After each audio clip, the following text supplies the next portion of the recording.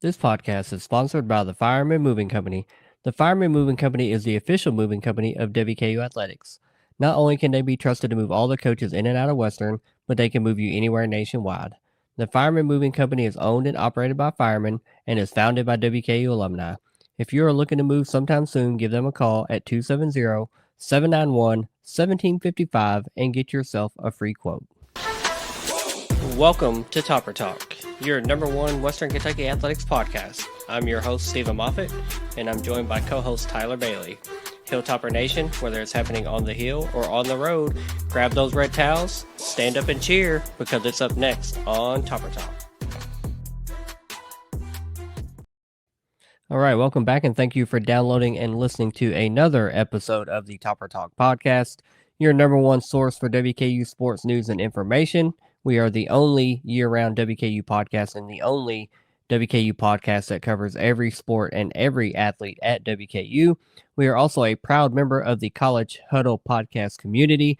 And make sure you're following us on all of our social media platforms to stay up to date with all the news and information happening right now. You know, the football recruiting trail is just on fire. If you're following us on X, at Topper_Talk or Instagram at Topper_Talk.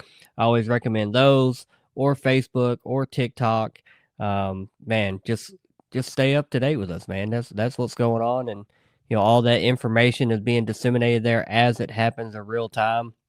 And as always, slide over to our YouTube channel at Topper Talk Podcast. Make sure you subscribe and hit that notification so you get notified each and every week when we release these position group breakdown series. As always, I've got Tyler here with me, man. You ready to jump into some quarterback talk today? Yeah, man. Let's get into it, boy. And as always, we will be leaning on the Phil Steele College Football Preview Magazine. That is our Bible. That is our study guide, where we're going to be referencing a lot of our names and numbers and stats as we do get into this position group breakdown. And this episode is brought to you by Roof Girl.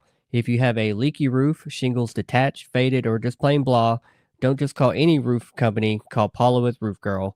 Locally owned and operated with over 6 years of experience and a proud WKU alumna, she will work with your insurance company. Give Roof Girl a call today to set up a free inspection and quote. See her work by following Roof Girl on Facebook and Instagram. And remember, you're not just calling any roofing company. You're calling Paula, a person who cares for your roof. Call or text Roof Girl at 270-392-4768 to get started today. And now we dive into the quarterbacks.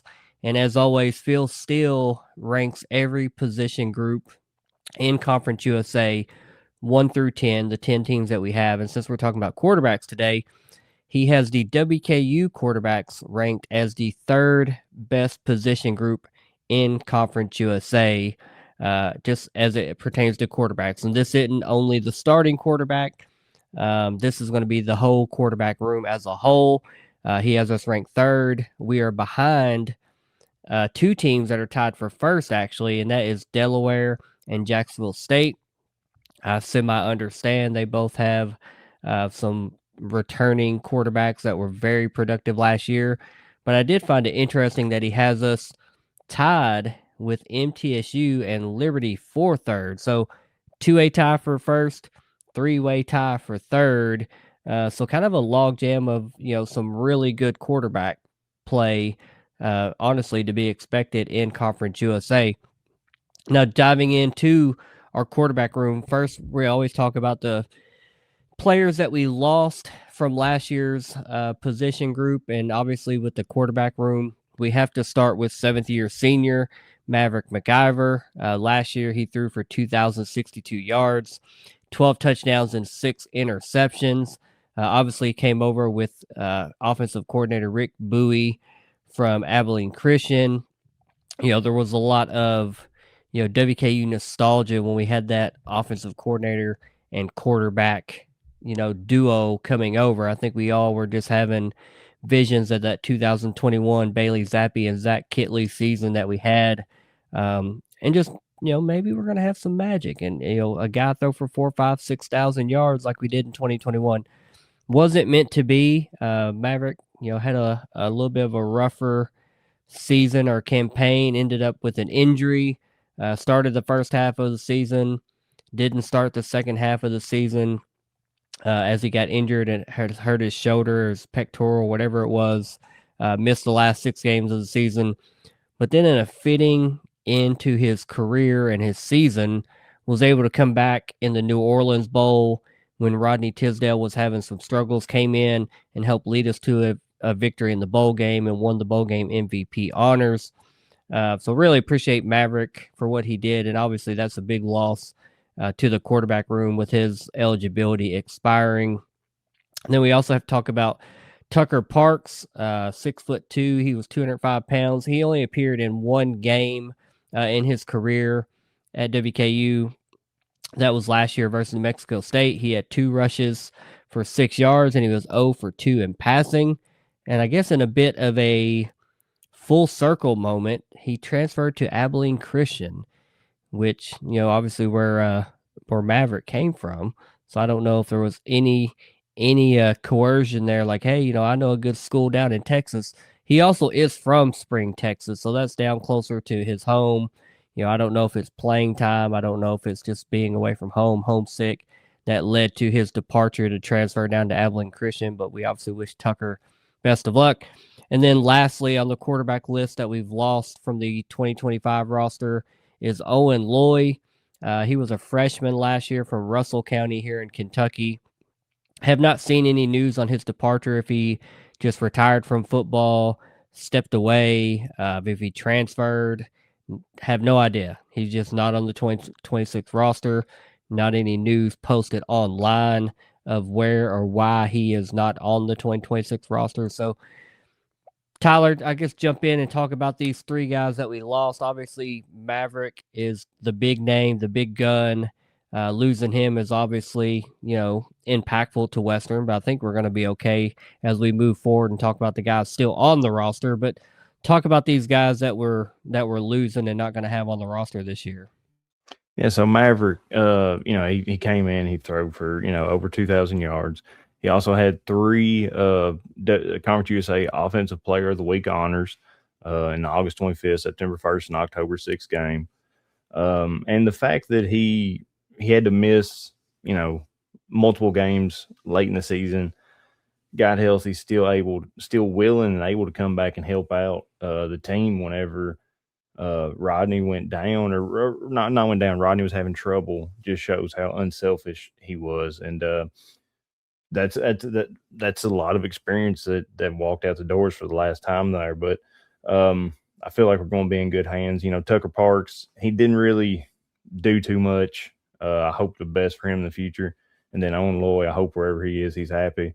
But I feel like the QB room is in great hands right now. But it is hard losing a 7-year player type guy. So, yeah. Now, looking forward to the guys that we added to the roster. We start with Cam O'Hara. He is a 6'2", 199-pound true freshman from Florence, Kentucky. He is number 15 on the roster as it stands today. That could change going into fall camp. Sometimes there are some jersey number changes, but as of right now, number 15, he played at Cooper High School there in Florence, Kentucky. He threw for 11,227 yards in his high school career. He had 146 touchdowns and 713 total completions. He led Cooper High School to back-to-back state title game appearances, and he is 3rd in Kentucky high school athletics history in passing touchdowns. He's 6th in total passing yards, 9th in total completions. And, so far the only, true live game evaluation that we have of Cam O'Hara is what we saw of him at the spring game. And I can tell you, man, I was excited when Cam committed just because I saw the stats. I saw some film. I saw a kid with a big arm and a lot of production, even, through his junior year at the time in high school. And then when I got to see him actually live in person at the spring game, man, he just throws a good ball. Very accurate, very mobile.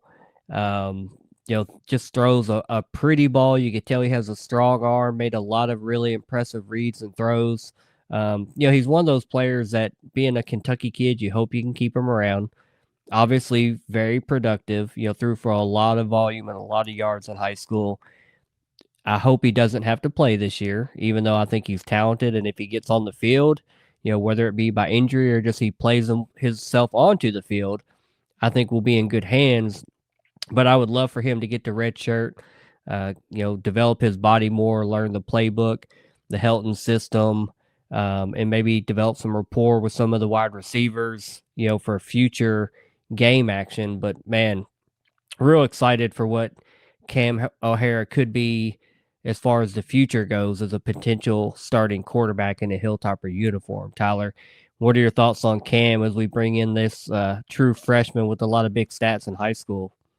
Yeah, I mean, I feel like we got a real steal here. There's a school, their colors blue and white, and they're up the road. I'm surprised they didn't somehow go after this kid.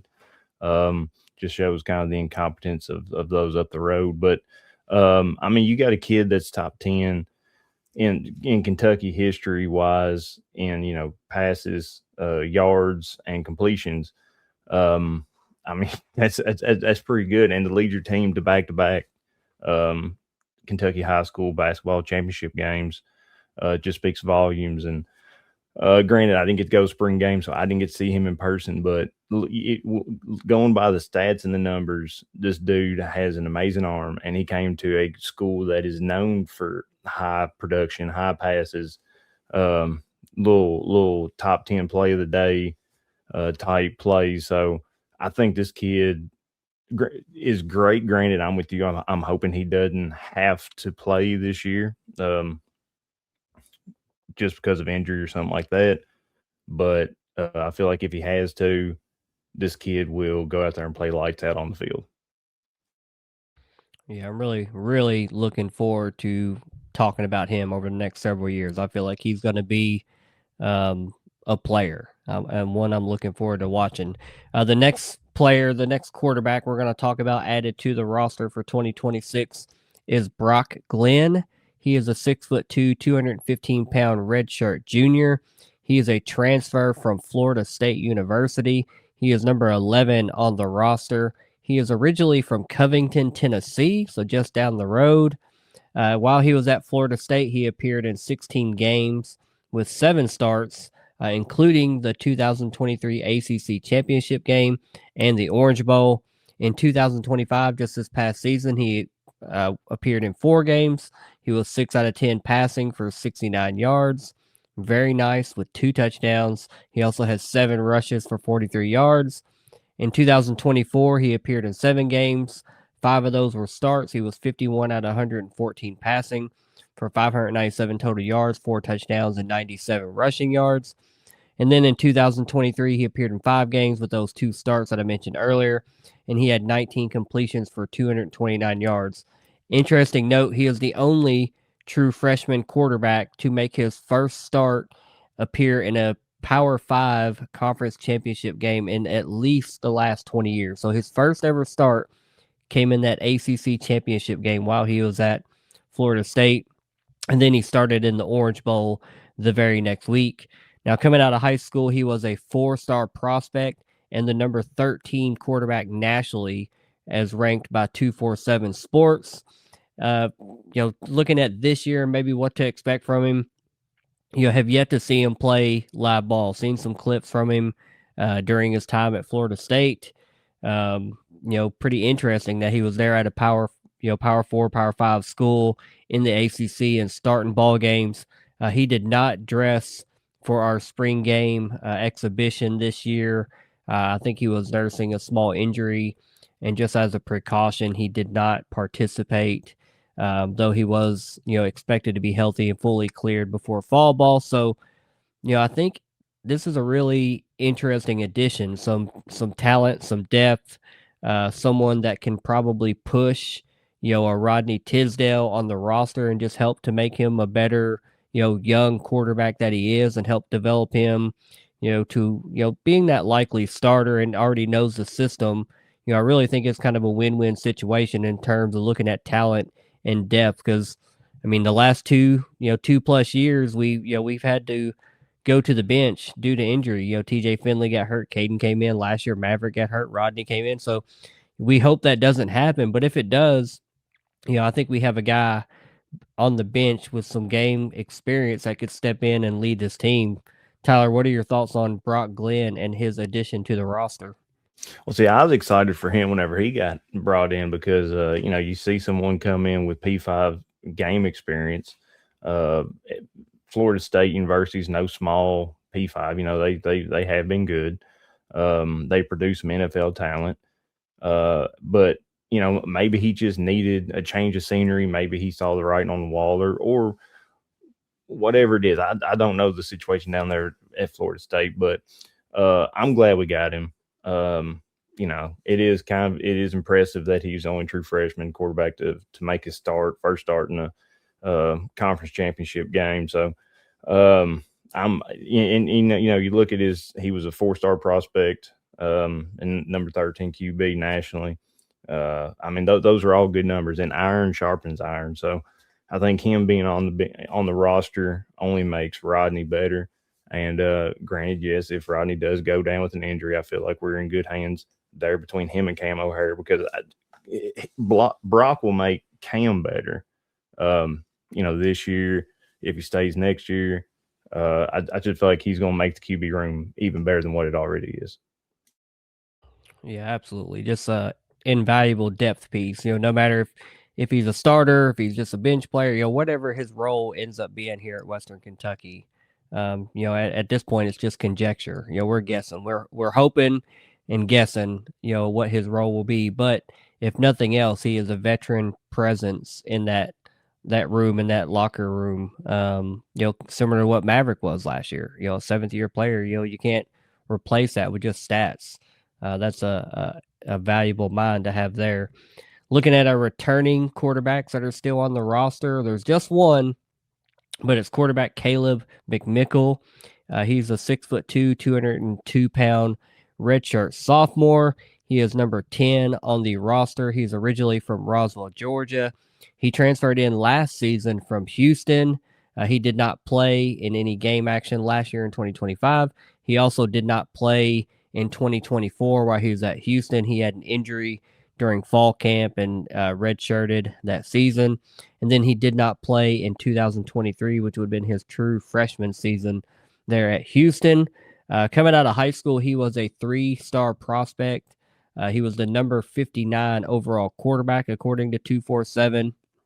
He threw for 3,576 yards in high school with 35 touchdowns on a 59.52% completion percentage in his 37 career games while in high school. So kind of another interesting name that I was interested to see when we added him last year, coming over from Houston, which isn't any slouch of a program, actually where Coach Helton played his college football. But just coming in, he was kind of that depth piece, even though he hasn't played in now 3 years. But just coming from a good program like that with a lot of talent around him, obviously has the ability and the talent to potentially be a player for us.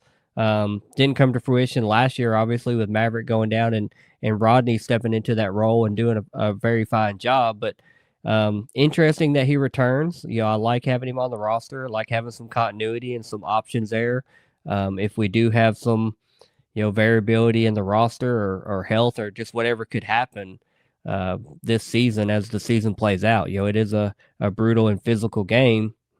And, you'd like to think your starter is kept clean and can play the whole season, but you just never know. So, but I think this is an interesting prospect. I really have no expectations of him as far as if he will play or does he need to play. That's not my decision to make. I'm not seeing him in spring ball and in fall ball. Saw him a little bit in the spring game. Good passer. A lot more mobile than I expected. And actually, I can say that about all the quarterbacks. I mean, Cam was mobile. Rodney, we know he can run. And McMickle also. I mean, each of those guys had design run plays, design draws where each of them could take off and run. And just kind of a really interesting wrinkle that we kind of saw added and peppered into the offense last year when Rodney kind of took over. Even saw some of it later in the season when Maverick took back over. It seemed like he was more willing to run there in the bowl game. So, maybe something to watch out for is we got a little bit more mobility in the quarterback room this year. We'll see how that plays out. New offensive coordinator, who knows? Might throw some new wrinkles at the defenses this year. Tyler, what are your thoughts on Caleb McMickle on the roster this season? Yeah, typically we get recruits or we get transfers from positions when we get them from the P4, P5s or P4 schools, but it is nice getting one from Houston. Now, granted, he didn't get much playing. He didn't get any playing time down there, but he was named the Houston Scout Team Offensive Player of the Week whenever they played Sam Houston on September 23rd. I believe that was in 2023. So, I mean, at least he got some practice, some game time against those bigger schools, faster players. And with you saying that we have some mobility back there in the quarterback position, I love that because I feel like we haven't had that in the past. We've just been basically relying on the arms and the passing. So, yeah, to throw some other wrinkles at some other defenses, I'm never going to complain about that because it keeps him honest, keeps him on them heels. So I think getting Caleb was a great pickup.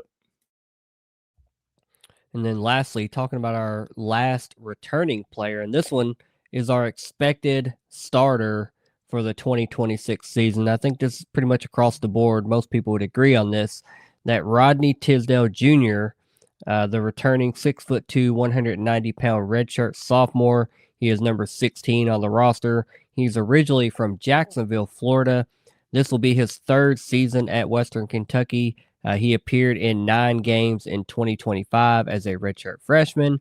He took over that starting role after an injury to Maverick McIver. He led WKU to a 28-27 overtime victory over Louisiana Tech in his first career start. Never will forget that gutsy go for 2 call in the overtime, and that was ballsy, and that was a heck of a throw by Rodney in his first career start. He threw for a season high 371 yards with 3 touchdowns and a victory over Middle Tennessee. Always nice to beat those Blue Raiders. And then he also threw for a season high 4 passing touchdowns versus New Mexico State and another win. He did start our bowl game versus New Orleans against Southern Miss, but he was replaced by Maverick McIver after struggling with some of the defensive pressure that they were showing. Maverick was able to come in, obviously save the day. I feel like we've seen that story before. Caden Veltkamp coming in that famous Toastery Bowl several years ago and leading us to that dramatic come from behind victory over Old Dominion. So really solid appearance and kind of a swan song for Maverick McIver to come in and save the day. For the season, Rodney completed 65.6% of his passes. He threw for 1,432 yards. He had 9 touchdowns and 7 interceptions. He also had 108 rushing yards on 52 attempts. He had 2 rushing touchdowns. He was 4-2 as his win-loss record as a starter, with his only losses coming to LSU, which was an almost victory, and then that season-ending loss to Jacksonville State. He did not play in 2024. And obviously, like I mentioned earlier, he brings that dynamic of a running quarterback, that we really, haven't had in a while. Caden Veltkamp would and could run if he had to, but he was more of a north and south guy. Austin Reed was a little bit more of a just, he'll get you those short goal line yards if you had to tush push him, basically. And then you had Dowdy and Mike White and Ty Story, some of those guys that just, they weren't the athletes, they weren't the runners. But man, Rodney Tisdale is just a different kind of athlete. That Florida boy has some Florida speed to him. A cannon of an arm, very, very strong arm, can push some deep balls down the field. I think the one negative thing and that we saw about Rodney is, and you saw it in the LSU game, you saw it a little bit against Jacksonville State, and then in that bowl game versus Southern Miss, he was, a redshirt freshman making his first career starts at the college level. Sometimes that defensive pressure kind of sped him up and he couldn't process his reads, his first, his second, his third options. and he would make some bad decisions with the football. You look at 9 touchdowns and 7 interceptions. That's really an area of opportunity for him, needing to cut down on that interception, those turnovers. Just can't have that in ball games. You're going to lose some close games. You need to make better decisions, take better care of the ball. Tyler, what are your thoughts on Rodney Tisdale returning and being the expected starter in 2026? Yeah, when he came in and started that, that La Tech game, La Tech had great defensive passing, great defense all around. But he came in, he handled it like he's been there before. I remember, and you said as a con that he misses his first or second read. I remember one play he dropped back to pass, and a linebacker, defensive lineman, just found a hole, came running at him. I mean, Rodney had to see him. That's a big boy coming at him, and granted, he didn't try to sidestep it or move or anything, and he just took the hit, which. I guess as a freshman, first start, you're kind of wide eyed. That's going to happen. But he has a litany of awards. He's 2025 Conference USA Freshman of the Year, 25 Conference USA All Freshman Team for the QB, 2025 Manning Star of the Week for the 11 for November 17th, 2025 Freshman of the Week, Conference USA Freshman of the Week for November 3rd, and then 2025 Conference USA Freshman of the Week for October 27th. I mean, the guy, I believe you give him. I'm really curious what he's picked up and what he's learned during this offseason, because seeing from him go from a freshman to a sophomore, how much he's improved, I believe that's going to. Right there's got to tell you a lot. And I'm really hoping Rodney comes out, plays lights out, great player, because it was kind of like a switch. We were getting kind of stale in some of the offensive settings last season. Then he came in, really got the ball moving. You're right, that 2-point conversion at the end of the La Tech game. I don't feel like many coaches would put a freshman's first start, put him in that type of position, but he did. He excelled tremendously. So I'm really looking forward to seeing his improvement during this offseason.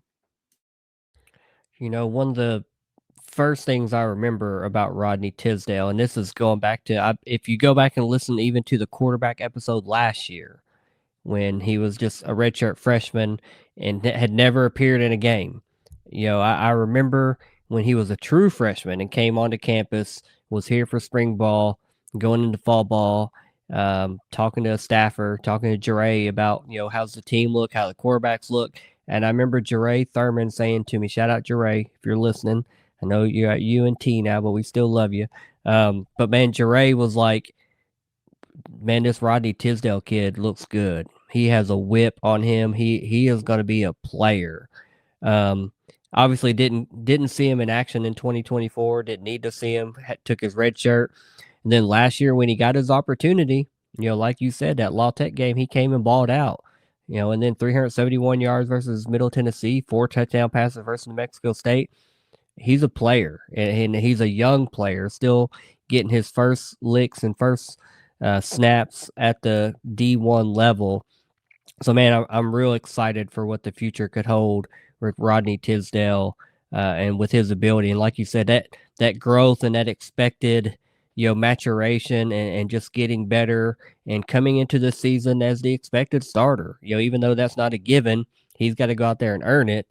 But he's coming in, he's taking repetitions with the ones. The offensive line is going to be the ones, the running backs, the receivers. He's building and developing that rapport right now in the off season.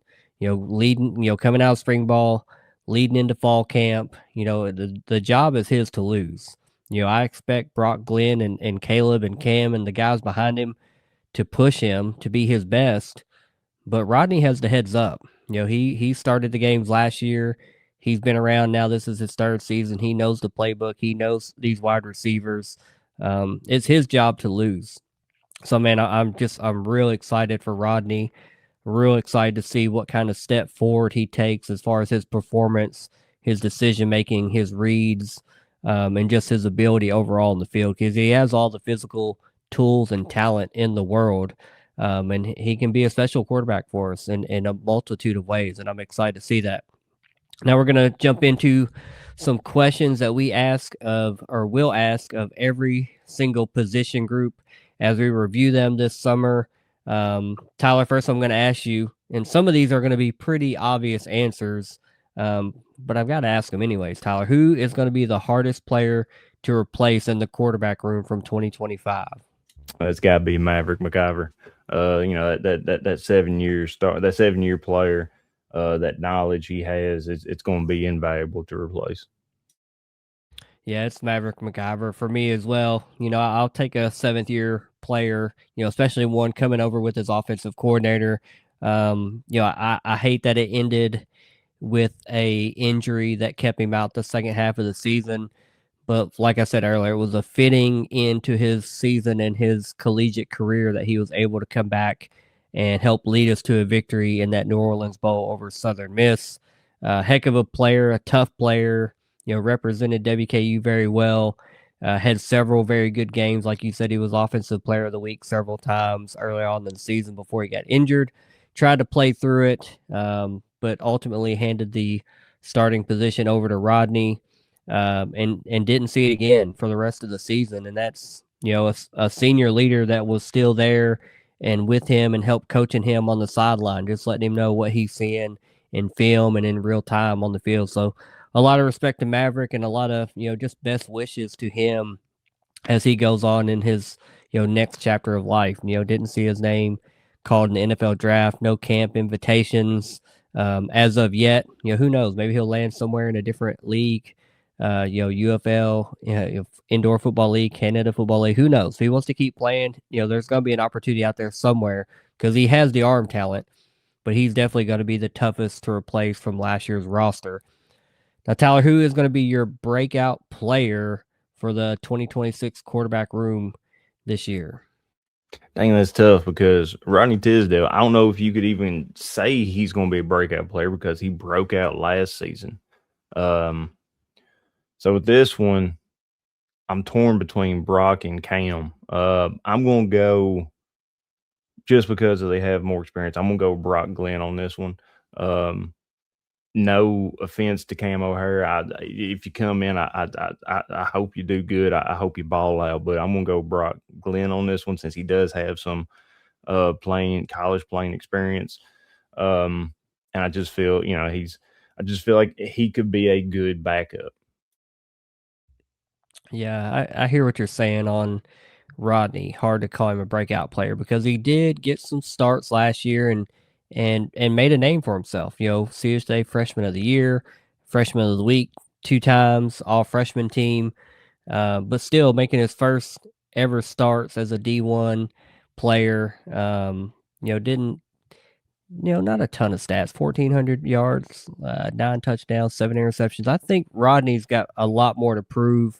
What was he, a third or fourth team All Conference USA quarterback this year? So not getting the usual respect, in my opinion, that a WKU quarterback gets. So usually you can kind of pencil our guy into a first team or second team quarterback in Conference USA, and he's not there. I forget if he's third or fourth team, but he's not first or second team. I do remember that much. Now, I will say there are some talented quarterbacks in this league, some very productive returning quarterbacks in this league. So I understand. I do understand why Rodney, with 1,400 yards, 9 touchdowns, 7 interceptions, is not a first or second teamer. But I think he's going to prove some people wrong production wise and have a breakout year and improve on that touchdown to interception ratio, 9-7 that he had last year.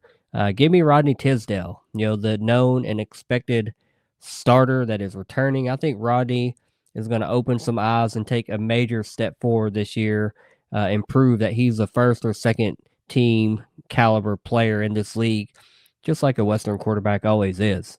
Tyler, who have you got for your MVP in the quarterback room? Oh, this one's going to be Rodney Tisdale. I mean, to me, the spot is his to lose. He's in a great offensive, um, offensive quarterback scheme slash setup. I feel like everything's here for the making of why he shouldn't be, dang near the top of everything of passing, rushing for the quarterback, touchdowns. I feel like he has the opportunity to lead that a lot in this season. So I feel like the MVP has to be him. Yeah, I hope the MVP is Rodney Tisdale because, like we have said, expected starter. I think he is going to take a major step forward and be the leader of this team. And I'm going to save the rest of my rant for the bold prediction coming up next. But I think it's going to be Rodney Tisdale. I think it starts in a Helton led offense with the trigger man, and that is going to be Rodney Tisdale. Knock on wood. We hope no injury occurs. We hope he can start the entire season. 12, 13, 14 games, whatever that looks like. But give me Rodney Tisdale. He is going to be the most valuable player in the quarterback room. Tyler, this is my favorite part. I know you always got something hot for me. Give me that bold prediction for the quarterback room in 2026. Gosh, this one, I see. Typically, I think about him beforehand. I forgot completely about this question while I was at the house today. So, I just been stewing about this. I feel like we're going to be playing a lot of speed, lot of up tempo football. Um, we got a mobile quarterback. We got one that's got arms on him. Let's say passing, he's going to surpass 4,200 yards. Rushing, he's going to eclipse 825 rushing yards. Ooh, that's Putting the numbers up there, man. that's pretty bold. 42 passing and 800 plus rushing would be a heck of a season, a heck of a productive season. I would venture to say that's a lot of W's. That's a lot of wins if he's putting up those kind of numbers. Um, Maybe mine's not as bold or maybe mine's not as precise as yours, but my bold prediction is that he is going to lead Conference USA in passing yards.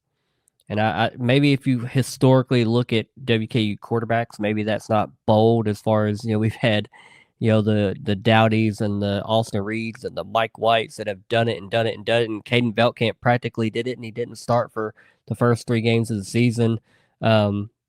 Maybe that's the expectation of a WKU quarterback, but he only threw for 1,400 yards in 6 games last year, half a season. And there's some returning talent. If you look at Delaware and Nick Minicucci, if you look at Caden Creel over at Jacksonville State, you look at who Liberty brought in, Roman Gagliano over at MTSU. There is some talented quarterbacks in this league, so a lot of respect to them, and I think they are going to be productive. But I just think that Rodney, and with the offensive system and the weapons that we have around him, that I cannot wait to highlight in later position group breakdowns. Talking about the offensive line and the running backs and the wide receivers. I just think he has a lot more weapons at his disposal that he's going to go put some guys in position to go make plays and rack up a lot of yards.